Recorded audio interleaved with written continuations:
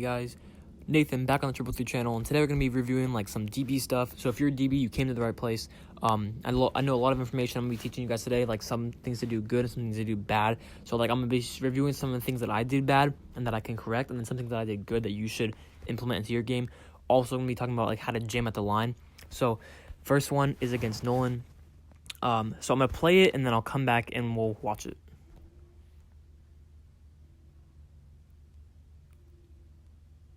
Alright, so jam wasn't bad, right?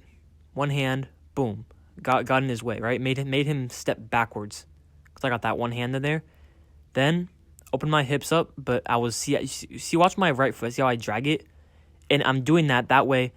I know if he cuts back outside, I can literally just easy turn my hips back around. You know those turn hips. I see him break down and fully turn his hips and his body around. And then I see the ball coming. I try to jump over. He does catch it. But, you got to get your hand in there, right? Rip that out, okay? So, good jam, though. That's the one-hand jam that you want. So, you don't want two-hand jams. You don't want to expose your whole body. You want to jam, boom, right? Right there.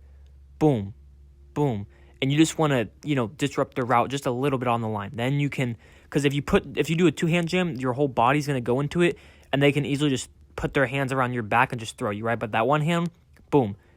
Get it in, get it out. That's all you want to do. You want to aim for the chest. That way, if you miss, you hit the shoulders. If you aim for the shoulders and you miss, you're going to hit the edge of his shoulder. It's not going to go nowhere, right? You want to you want to aim for the middle of the chest. That's where you're aiming for. And then also get that foot out there too. So boom, left foot up, left arm out. If they're on the outside, you want to use the sideline to your advantage. So stand on the inside, and then inside, stand on the outside to use your teammates as an advantage. All right, let's get into this next play.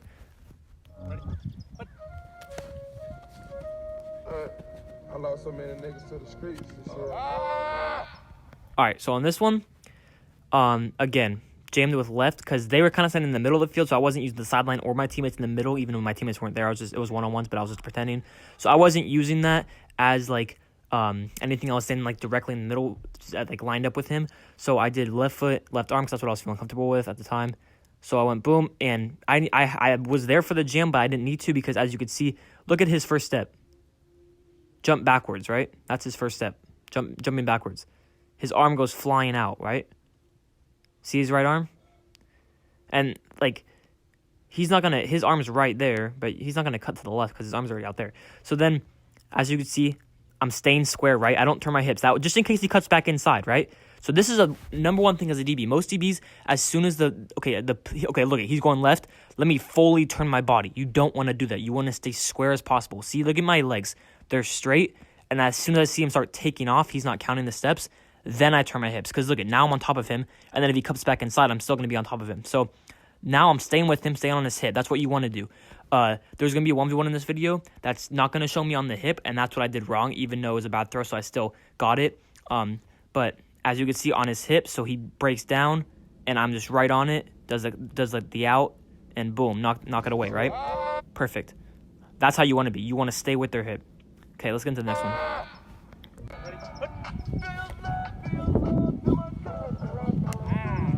All right, so this one's against a bigger guy, so he's not going to be as fast. But again, I got my hand there. He came off the line pretty slowly. Plus, I wasn't playing, I was playing where I should have been playing like man. So he didn't come off the line that quickly, so I didn't really need a jam. But then again, as you see, my hips aren't turning. I'm staying square. And then I see him take off. He's not even looking. He's just taking off. So I start running with him because I knew I can catch up.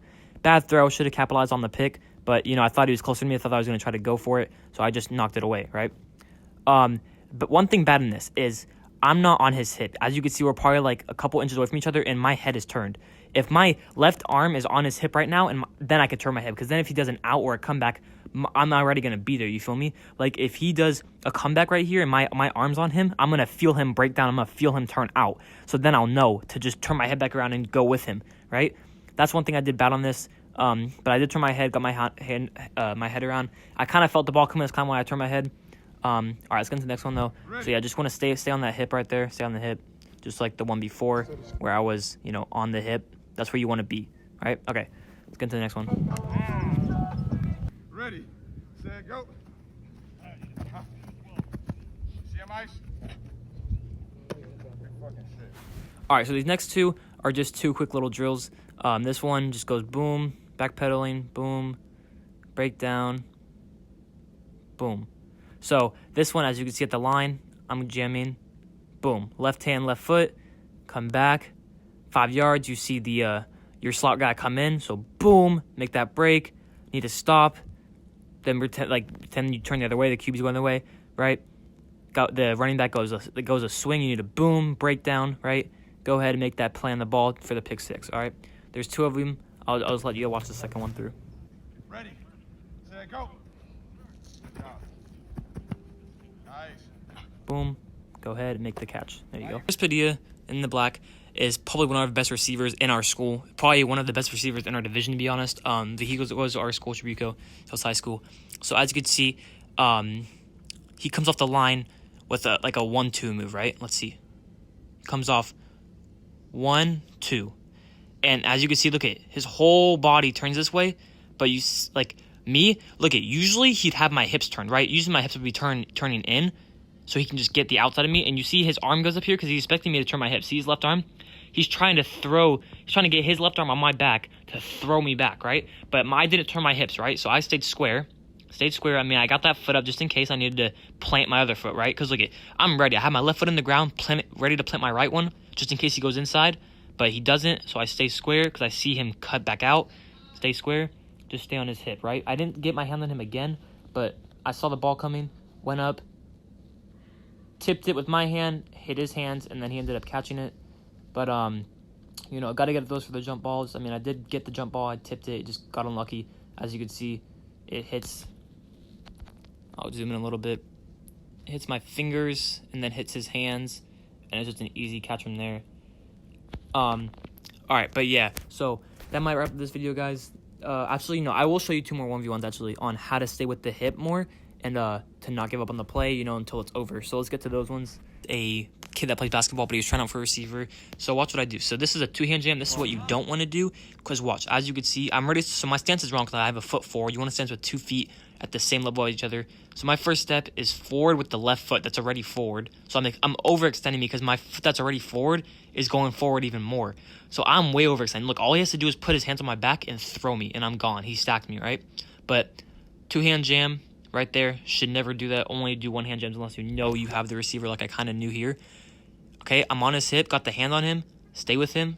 Keep the hand on him, right? Ball's coming. Jump. Knock it away. Watch it in fast motion. Somebody got 3. So far, wave. Good job, Nathan. Weezy on the side. Good job. Got you inside. Stop Oh! There you go. All right, the next one I'll let you guys watch too. Just don't give up. That's what I have to say for this one. I ain't no deal. Good job, Nathan. All right, as you hear the trainer, good job, Nathan, because you just don't give up on the play, right? Good job, Nathan. So, first one is another 2-hand jam. My foot's already forward. My left foot goes forward again. He comes off the line very slow. I'm already there. So, I didn't really get the jam. I kind of got it, though. So, I was on him again, right? Perfect. Had my arm on him. He cut back inside. And as soon as he cut back inside, as you can see, my hips turn. Perfect, right? I mean, I did a little skip, but I got my hips to turn, right? Because then I'm here, right? Look, I'm back square just with him, right? His hips are already way turned. So if he cuts upfield, he's either going to hit me, so I'm going to slow him down, or I'm just going to be right there with him, right? Then he's fast, so he gets in front of me, but I just don't give up on the play. See the ball, go extend, and make the play on the ball. But that's going to wrap up this video, guys. Hope you guys enjoyed this.